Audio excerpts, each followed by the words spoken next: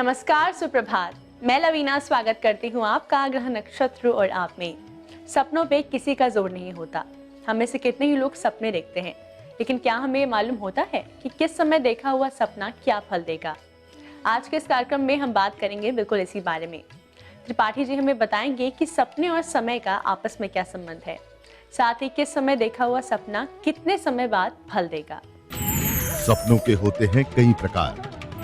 सपने गढ़ते हैं संभावनाएं अपार। क्या कहते हैं ये सपने हमसे? क्या लाभ और हानि का दर्पण दिखाते हैं ये सपने? किस समय के सपने होते हैं सच? आज के इस कार्यक्रम को आगे बढ़ाते हुए आइए स्वागत करते हैं प्रख्यात नक्षत्र कथान्वेषी डॉक्टर शंकर चरण त्रिपाठी जी का। त्रिपाठी जी, आपका बहुत बहुत स्वागत है हमारे स्टूडियो में। प्रणाम। त्रिपाठी जी, सपना हर कोई देखता है, लेकिन हमें ये नहीं पता होता कि किस समय देखा हुआ सपना हमें क्या फल देगा। हम आपसे जानना चाहेंगे कि आप दर्शकों को बताएं, सपने और समय का क्या आपस में संबंध है? स्वप्न में सबसे ज्यादा कुछ अगर महत्वपूर्ण है तो समय। जैसे ज्योतिष विज्ञान में देश, काल और परिस्थिति पर ही सारी गणनाएं होती हैं, ध्यान रहे। उसी तरह से स्वप्न की भी, कोई भी स्वप्न आप रात 12 बजे देख लें, नगण्य है। कोई भी स्वप्न आप 3 बजे रात को देख लें, अर्ध सत्य है।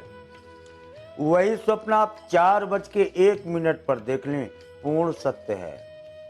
4 बजे से सवेरे 6 बजे 7 बजे तक अगर आप स्वप्न देखते हैं, पूर्ण सत्य की परिधि में आएगा। और वो कब घटित होगा, कितने दिनों में घटित होगा, तत्काल होगा कि किस क्षण में होगा, वो पहले से निर्धारित होगा। आए तुकी चैवम सीते आया, अशोक वृक्षम तरु पल्लवेते। अशोक वृक्ष के नीचे अत्रिजटात पुरुषाश्च असहनेत्र भार्या अब्रुवाति सपनम असकालनोति। त्रिजटा जो अशोक वाटिका के नीचे लंका में बैठी हुई सीता की पहरेदार थी, विभीषण की पुत्री थी, ये डीजीपी थी, लेडीज कमांडो। ये सीता की गार्डी करती थी, यानी अभिरक्षा में थी। उसने स्वप्न देखा। सीता की कोई संबंधी नहीं है वो, सीता की हित नहीं बल्कि सीता के विरुद्ध आचरण करती थी, त्रास देती थी अपने सिपाहियों से कि उसको पीड़ा दो जिससे रावण की पत्नी हो जाए। वो त्रिजटा स्वप्न देखती है और फिर अपने सिपाहियों को, लेडीज सिपाहियों को बताती है कि मैंने आज रात्रि में सपना देखा है, सवेरे ब्रह्म मुहूर्तम दृश्यम तो सपना अतुमूर्त रूपम चैका पिबानर कपि श्रेष्ठ पुंगव दहे तिलंका अमरणोत्मिनाजा अभिभीषणो चैवम राप्नोति। तो सपने बानर लंका जारी। ए सिपाहियों, आज रात्रि में मैंने सपने देखा है कि एक बंदर घुस आया है लंका में, और मैंने सवेरे 4 बजे सपना देखा है। सपने बानर लंका जारी और जातु धान सेना सब मारी। और सारे राक्षसों का वध कर दिया। मारे वसुत तब अचय कुमारा, अब बद्ध है तू आय नृप द्वारा। और अक्षय कुमार को मार दिया है और हाथ बंधे हुए रावण के सामने खड़ा है। और हतोपि नृपवा और रावणोती अबंधुम चमू रथ मामम पुनीता। रावण को भी मार देता है उसके भाइयों को, उसके पुत्रों को, उसके रथों को, उसके घोड़ों को, सबको नष्ट कर देता है। अतत्रैवता रामम भ्रातुनपि अभिभीषणो प्राप्नुवात रामा। और वो विभीषण जो दशरथ का भाई है, वो राम की सेवा में चला जाता है और लंका का राजा होता है। देखो, उसका स्वप्न 24 घंटे के अंदर फलित हुआ है, ऐसा प्रमाणों और वाल्मीकि रामायण के प्रमाण से देखा जाता है। ये तो आपने दर्शकों को बताया कि सपने और समय का आपस में क्या संबंध है। हम आपसे जानना चाहेंगे कि नींद के तुरंत बाद देखे हुए सपने का क्या फल होता है, साथ ही वो सपना कितने दिनों बाद फल देता है। सोने के तुरंत बाद देखे जाने वाले स्वप्न नगण्य होते हैं, उनका कोई तात्पर्य नहीं होता। वो केवल भय को उपस्थिति और भय को उपस्थिति दर्ज कराने के अलावा कुछ भी नहीं होता। सपनों के बारे में आज के इस कार्यक्रम में त्रिपाठी जी हमें जानकारी दे रहे हैं। इसी के साथ वक्त हो चला है एक छोटे से ब्रेक का। ब्रेक के बाद हम जानेंगे अर्धरात्रि और सुबह देखे हुए सपने कितने समय बाद फल देते हैं। आप बने रहिए हमारे साथ कार्यक्रम ग्रह नक्षत्र और आप में। सपनों के होते हैं कई प्रकार, सपने गढ़ते हैं संभावनाएं अपार। क्या कहते हैं ये सपने हमसे, क्या लाभ और हानि का दर्पण दिखाते हैं ये सपने, किस समय के सपने होते हैं सच।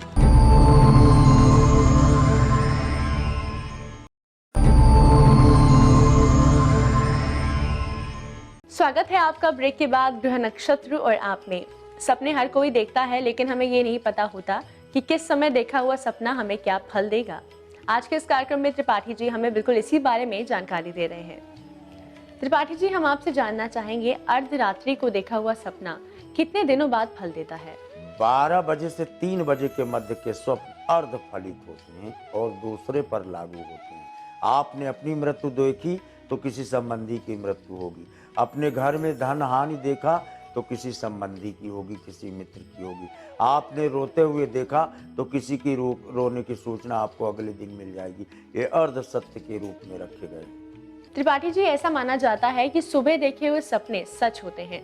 इस बात में कितनी सच्चाई है? साथ ही हम आपसे जानना चाहेंगे कि सुबह देखे हुए सपने कितने समय बाद फल देते हैं। प्रातः काल ब्रह्म मुहूर्त में 4 बजे से लेकर के, आजकल लोग विलंब से उठते हैं, 4 बजे से लेकर 7 बजे तक के जो स्वप्न हैं वो पूर्णतः सत्य 4 मिनट में जगने के बाद, 4 घंटे में, चौथे प्रहर में, चौथे दिन में, 13वें दिन में, 22वें दिन में और मैक्सिमम 40 दिनों तक इन सपनों की सीमा होती है। 4:05 पर देखा हुआ स्वप्न था ये त्रिजटा का, और उसने कहा था ना कि ये सपना मई काऊं विचारी। विचारना ही ज्योति से भला, हृदय से विचारांश होता है। अब वो ही सत्य गए दिन चारी। 4 दिन भी नहीं बीत पाए मेरे भाई। सवेरे वो बता रही है अपने सिपाहियों को, और 8 प्रहर होते हैं 24 घंटे में, 2 घंटा 57 मिनट, 3 घंटे का एक प्रहर होता है। ठीक है, तो 4 प्रहर यानी चौथे प्रहर, यानी उसी दिन ये फलित हो गया है। चौथे प्रहर हनुमान अशोक वाटिका में उसी वृक्ष पर छुपे बैठे थे जिस वृक्ष के नीचे त्रिजटा ने, यानी सवेरे 4 बजे के बाद के देखे जाने वाले स्वप्न तत्काल उसी दिन या 4 दिनों के अंदर या अधिकतम 40 दिनों के अंदर प्रत्यक्ष प्रमाण और फल देते हैं, सीधे उल्टे क्रम में नहीं।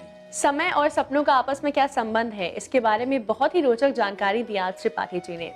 इसी के साथ वक्त हो चला है जानने का आज के हमारे पहले कॉलर कौन है। मेरा नाम प्रतिभा अग्रवाल है, मैं झांसी से बोल रही हूँ। मुझे अपने पापा के बारे में पूछना था। उनका जन्म दिनांक 22/10/1965, समय प्रातः 5:10 और जन्म स्थान झांसी है। उनको 1 साल पहले बीमारी हो गई थी, सोराइसिस चर्म रोग की। सुना है कि वो बीमारी जिंदगी भर के लिए है, तो क्या आपके पास कोई उपाय है कि उसे ठीक कर सके, और ये किस वजह से हो गई थी बीमारी?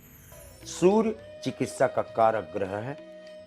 ठीक है, सूर्य की किरणें और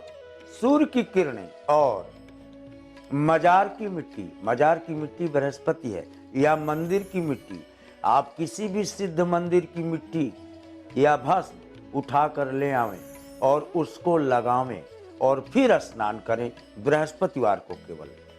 और सूर्य का प्रतिनिधि ब्रह्मांड में केवल नीम है।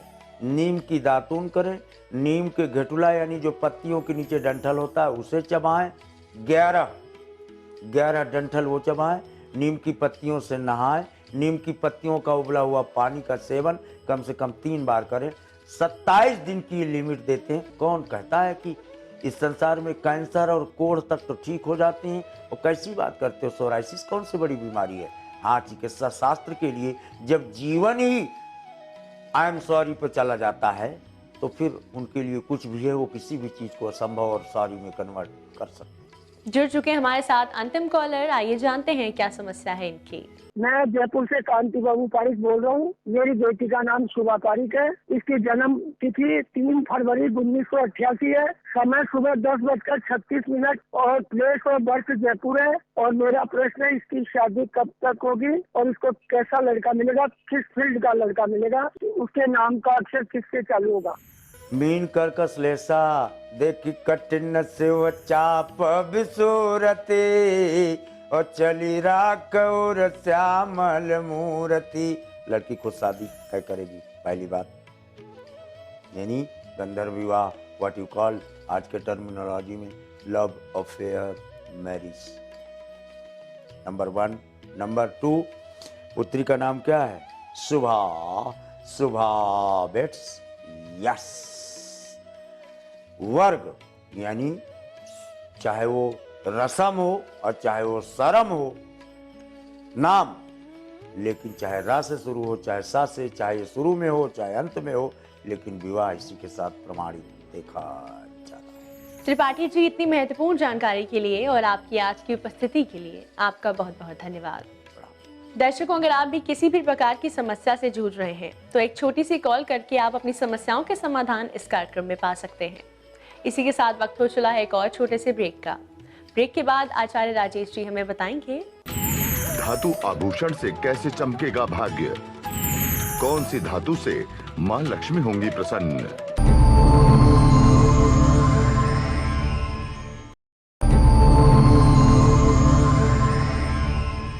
स्वागत है आपका ब्रेक के बाद ग्रह नक्षत्र और आप में। इस समय स्टूडियो में हमारे साथ मौजूद हैं आचार्य राजेश जी। राजेश जी, आपका स्टूडियो में बहुत बहुत स्वागत है। नमस्कार। आज है तारीख 13 फरवरी और दिन है सोमवार। आइए जानते हैं क्या कहता है आज का पंचांग। फाल्गुन मास कृष्ण पक्ष तृतीया तिथि सोमवार का दिन, शुभ समय दोपहर 1:30 से दोपहर 3 बजे तक, राहु काल प्रातः 7:30 से 9 बजे तक। आज चंद्रमा रहेंगे सिंह राशि में। राजेश जी, आज हम आपसे जानना चाहेंगे धातु के आभूषणों के बारे में। आभूषण जो हम धारण करते हैं उनका क्या उपयोग होता है, क्या महत्व होता है? मित्रों, आभूषण जहाँ हमारी शोभा बढ़ाते हैं वहीं कई प्रकार के अप्रत्याशित लाभ भी प्रदान करते हैं, क्योंकि मेटल की अपनी एक विशेषता होती है, कहीं ना कहीं कुछ लाभ जरूर देते हैं। जैसे चांदी की थालियों में खाना खाना, यदि आपका दुर्भाग्य चल रहा हो तो भी आपको उधार लेकर चांदी की थाली लेनी चाहिए और उसमें खाना खाना शुरू कर देना चाहिए। आपकी चांदी ही चांदी होगी और दुर्भाग्य छूमंतर हो जाता है। उसी प्रकार से जब सोने की वस्तुएं हम धारण करते हैं, विशेषकर महिलाओं को सोना धारण करने का विधान होता है।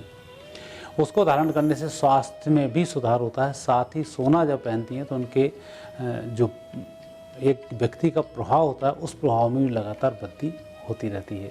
तो पुरुषों को सोने के आभूषण पहनने से बचना चाहिए, अन्यथा कई प्रकार के दोष बन जाते हैं। अब हम आपसे जानना चाहेंगे मेष से कर्क राशि के जातकों के बारे में। क्या कहता है उनका दैनिक राशिफल? मेष राशि वाले व्यक्तियों के लिए आज दिन अच्छा रहेगा। आप अपनी सोच के मुताबिक कार्य करना शुरू कर दें। जो आप सोच रहे हैं मित्र वैसी ही आपकी मदद करना शुरू करेंगे, लेकिन बिना मित्रों के आज कोई काम नहीं होगा, इसका ध्यान रखें। वृषभ राशि व्यक्तियों के आज दिन बहुत अच्छा है, उत्तम लाभ मिलेंगे। आप जो भी योजनाएं बनाएंगे सही समय पर पूरी होंगी।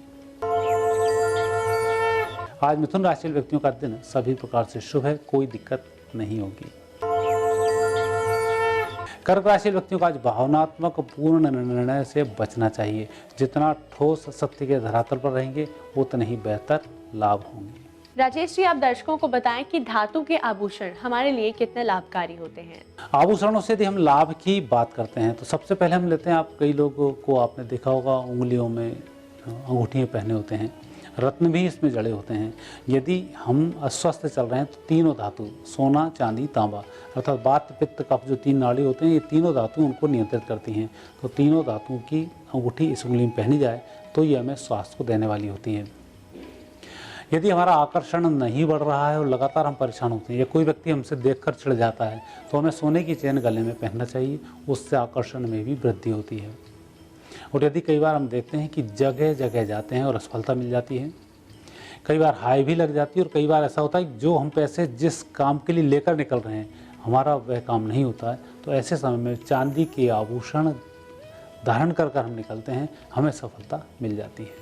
सिंह से वृश्चिक राशि के जातकों के लिए कैसा रहेगा आज का दिन, बताइए हमारे दर्शकों को।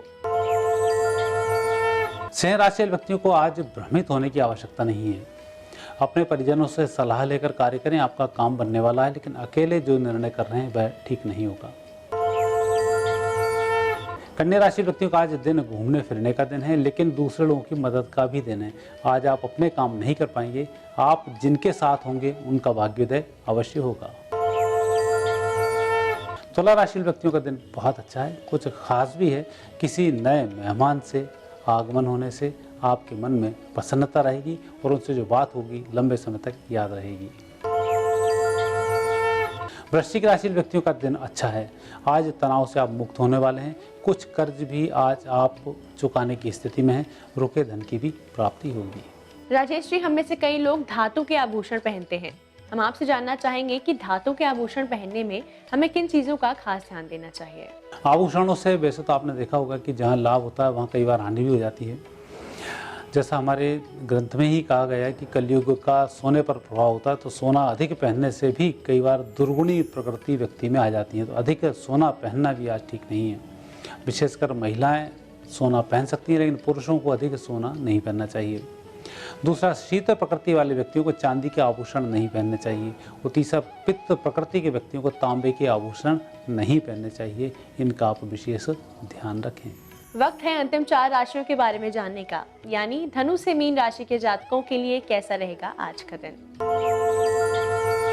धनु राशि व्यक्तियों का दिन बहुत अच्छा है। आज का दिन दान का भी है और कुछ काम नए करने का भी है। आज कुछ अनुबंध होंगे, आप उन्हें स्वीकार करें, आपको विजयश्री भी मिलेगी, धन भी प्राप्त होगा। मकर राशि व्यक्तियों का दिन वैसे अच्छा है, लेकिन आज रिस्क नहीं लें। कुछ लोग आपकी सहायता कर रहे हैं, लेकिन उसके पीछे गहरा स्वार्थ छिपा है, उसको आप जरूर आकलन करें, तभी ठीक होगा। कुंभ राशि व्यक्तियों के आज योग अच्छे हैं, चिंता की कोई बात नहीं है। जितने आप चिंतित हैं, जब आप अपने स्थान पर पहुंचेंगे आपकी चिंता दूर हो जाएगी। मीन राशि वाले व्यक्तियों को आज वाणी पर ही संयम रखना, झूठ नहीं बोलें, अन्यथा आपका झूठ पकड़ में आ सकता है और आप परेशानी में फंस सकते हैं। थोड़ा इस बात का ध्यान रखें। राजेश जी, आपकी आज की उपस्थिति के लिए आपका बहुत बहुत धन्यवाद। धन्यवाद। दर्शकों, इसी के साथ वक्त हो चला है आज के एपिसोड को यहीं समाप्त करने का। कल फिर आपसे मुलाकात होगी इसी समय इसी चैनल पर। तब तक के लिए नमस्कार।